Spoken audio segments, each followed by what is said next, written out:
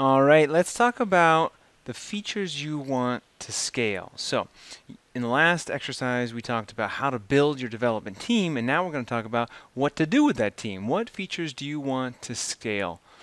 So, problems we're going to solve, which features should you automate first, and then we're going to start the process of figuring out when should you stop automating features. When should you forego more building so that you can go find more customers. So how do you weigh the balance and how do you know when to stop? So we'll start that process here. We'll get about halfway there.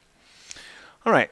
So if you recall in the previous book, Utility Testing, you listed out a number of different potential features and then you actually set up your utility testing version. So you will have gone through this process and actually implemented manually all of these features from your during your utility tests. Now the question is, now that you've done it manually, which one should you automate first? Because maybe it's not the same order that you implemented them in. And then what do you do with features that you haven't actually manually implemented yet and manually verified? Where do those fall into the mix? You know, how do you think about something you haven't manually verified? Like, should you automate everything that you've already done manually, or should you explore a feature that you haven't yet manually verified? Like, where should that be on your priority list? So we're going to clear all of that up for you so you know exactly what to do in terms of automating your solution and integrating additional manual tests to determine whether or not you can increase your total lifetime value or your viral coefficient. So to do that, we're going to prop over into our spreadsheets. All right, so the first thing I'm going to do is I'm going to enter in the name of the feature that I want to scale. So in this case, I'm going to do mastermind groups. So let's say I wanted to build some mastermind groups for members of the Focus Framework to collaborate with each other and help one another through these exercises. So what I'm going to do is I'm going to put in the lifetime value change I'm going to expect to see by implementing this feature. So in this case, I happen to know that value I'm going to get is roughly it's $99 times a month and a half. That's how long typically people stay in. So it's worth $149. So if I can sell this feature to my customers, then my existing customers, I will get an increase in lifetime value change of $149. K-factor change, this is the viral coefficient. How many more customers will I get by implementing this feature? I'm going to say it's 0. This is mostly just targeting people who are already buying the Focus Framework, and maybe I can offer something additional to them to help them out. Customers affected. Out of all of the customers I have, how many people do I think are going to sign up for this? I'm going to say it's usually 60, and we'll run it 3 times a year, so 60 customers per session, 3 times a year. Call it 180 customers affected. So what you'll see now is that my first year return is automatically calculated, and this is simply a calculation that is determined by the lifetime value changed multiplied by the customers affected. That's straightforward, how much revenue you're going to get. And then it also includes how much revenue are we going to get if we're increasing customers. So if this was a feature that both generated revenue and increased the viral coefficient, then we would calculate that increase here as well. And then we simply subtract any financial costs and then add financial savings we get. So let's talk about those next. So financial cost, how much is it going to cost me to implement this feature? How much am I going to have to pay other service providers or other people to help me manage this? So in this case, let's say I'm going to manage it all myself, so there's not going to be any financial costs to worry about. Time cost, however, is going to be fairly significant. I'm going to have to spend, let's say I'm going to spend 20 hours getting it set up the first time, plus 10 hours times 2 additional times, plus I'm going to have to do, there's probably, 36 weeks of this that we're going to run through, 12 weeks times 4 hours a week, and it gives me 184 hours total throughout the year. I should mention all of these are throughout the year, so these are annual figures that you're calculating. All right, so that's how much it's going to cost me. And now you see what's been calculated for me is my hourly rate of return. So based on the 184 hours I'm going to spend and the return that I'm supposed to get, here, this is my hourly rate of return is $145 per hour. Now savings, this is where we capture any savings you're going to get by implementing or scaling this feature. So let's say I had been doing This is mostly meant for features that you're already doing manually, and by automating them, you're going to save yourself either some time or some money. In this case, I'm not doing it already. This is not something I'm already doing, so I'm going to put 0 and 0. And then I simply indicate whether I have manually validated this data or not. So if these are conjectures, then I'm going to put in a no. If I don't know, if I haven't manually validated it, I'll put an N in. And this box will stay yellow, and you'll see that this box stays yellow as well. If, however, I have gone through the work of manually validating this data, which I have, I put in a Y, and then all of a sudden this turns green, and I know that I am set up to save or to make $145 per hour by implementing this project. All right, you'll also notice that these boxes are all blank, and that's because there's no savings to be had by implementing this. So let me fill in a few more of these rows, and then we'll talk about what it looks like when you actually save yourself some time.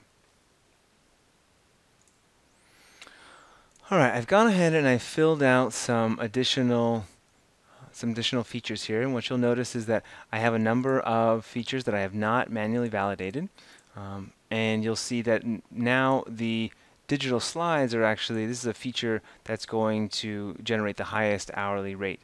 But because it is not validated, I haven't actually done the work to validate these numbers, it's still showing up as yellow. So what that tells me is, right now, if this is all I had to do, that my very first step is probably to go validate that digital slides will create this increase in K factor. And if it does, then that's where I should be spending my time. All right, but I want to show you a couple other features of this spreadsheet. Namely, how do you represent the amount of time you can save by automating a feature you've been doing manually? So in this case, I'm going to take the scenario of answering questions. So let's say I wanted to scale my answering of questions. And what I mean by that is, obviously I'm not going to, this isn't building a robot to answer everyone's questions, although I could potentially do that. What I'm talking about here is scaling this feature. Let's say I paid someone else to go and answer people's questions that they had about focus to help them along, so I wouldn't have to spend as much time doing that. So in this case, I'm going to represent what's my lifetime value change. Well, this is really a feature only people who are already implementing this, this is already feature. This is a feature who will only affect those who are already bought the focus framework. So there's probably not going to be very much lifetime value change. K factor change, well, again, this is more about saving me time and automating existing features, so I probably won't see much of a viral coefficient change. So I'm going to put zeros in for both of those. Customers affected, I'll just take all of my customers. And you'll notice my rate of return is 0. This is not a feature I'm implementing to get more revenue or viral coefficient. It's simply to save me some time. So financial cost. This represents how much am I going to have to pay to get this whole thing up and running and to have it run for a year. So in this case, I'm going to say this represents how much I had to pay someone else to answer questions. So let's say I can find someone who can answer these questions for $50 an hour, and they'll end up spending maybe 3 hours a week times 50 weeks. So it's going to cost me $7,500 to have someone answer these questions for me. So my rate of return is now negative. The time cost, well, it will also be some time cost to me. So I'm going to represent and say, it's going to take me probably 5 hours to find and vet this person. Plus, I'm going to have to spend maybe half an hour per week just checking on what they're doing and maybe answering some questions that they have trouble with. So times 50 weeks. And now I've got a total time cost of 125 hours that it's going to take me to actually implement this and get it up and running.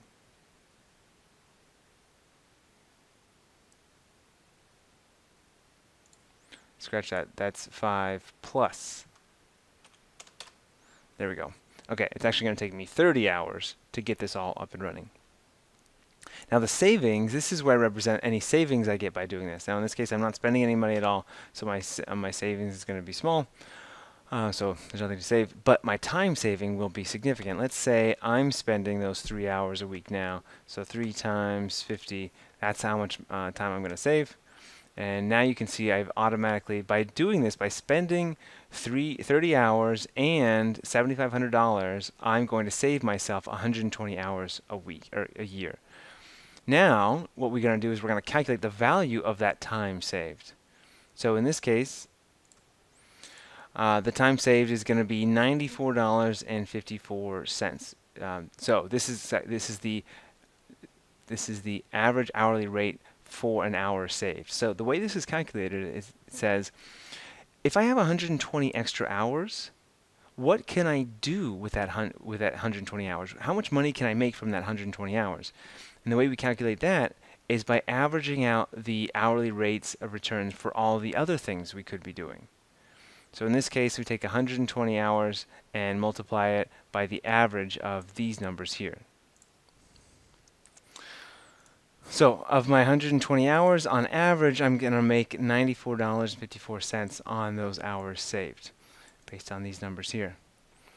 So that turns into a total benefit of those saved hours of $11,000, which means that my hours, the hours saved at my hourly rate, so it was going to cost me 30 hours to actually get this $11,000 worth of saved time. So that turns into $378 per hour. I simply take this $378 per hour, I subtract out the hourly rate of return, so how much is it going to cost me to actually implement this whole thing, and I get a total of $128.15 worth of total hourly rate. So this is how you can this is how you can estimate how much savings you're going to get by implementing a feature that doesn't make you any money but saves you a bunch of time. So you'll see in this case, I'm best off manually validating my digital slides and then if I do that and the numbers look good, then I should implement those, followed by my mastermind groups, and then I should go on and outsource and scale the answering of questions. So a couple more examples I wanted to show you. The mobile app, real quick. The mobile app version of Focus, the best it's going to do by building an offline version of Focus is maybe increase my K-factor slightly, so make it slightly more interesting for people to refer this on to other folks. But it's going to have a fairly significant financial cost as well as a significant time cost. So my rate of return, I'm looking at an extra $475 by implementing the mobile app, and at my hourly spending a total of $4,000, or excuse me, spending a total of $40 hours, it's going to get me $12 an hour. So really, this is not a good use of my time to go build a mobile app, just based on the amount of money I'm going to make by implementing this feature. Last one I wanted to show you. Well, it turns out that was the last one I wanted to show you.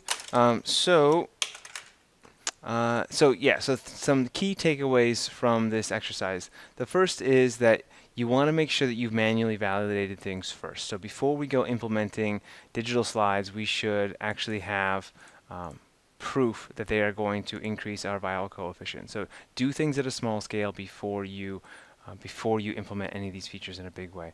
That's what being lean is about. Run small experiments to validate your data. Once you do that, then you'll have a prioritized list for you to go through, and you can actually sort these by largest to smallest. You can say, oh, you know what? Digital slides, that's going to be the best bang for my buck, and then mastermind groups, and then after that I should go validate answering questions, and outsourcing that is going to produce the returns I want. Finally, the power of this exercise is to help you prioritize all those features that are really, really cool intellectually, but once you put them on paper and start understanding, wait, what is the real return I'm going to get, either in terms of additional revenue or in time saved? Once you put it out there, you will see that a lot of very, very cool features to implement have very little impact on your bottom line and what's going to make you successful and lead to your victory. All right, so this is the features to scale worksheet, and the problems we talked about is, hey, what features should you automate first, and what priority order should you go in? How do you integrate the features that you've already validated and have data on versus features that you don't have data, and how do you think about all those? So it gives you a prioritized list of features to go implement. We've also started answering the question, when should you stop automating features? So what we're going to do in the next chapter is we're going to take a look at these numbers here, and we're going to compare them to the benefit you're going to get by closing in on another channel and executing in another channel. And you will basically keep doing features until we'll just combine those data and we'll figure out when you should be implementing features and when you should be closing out a channel. All right, so that is what's next. Features or channels, how to decide where to spend your energy, automating new features or executing in new channels. This has been Features to Scale.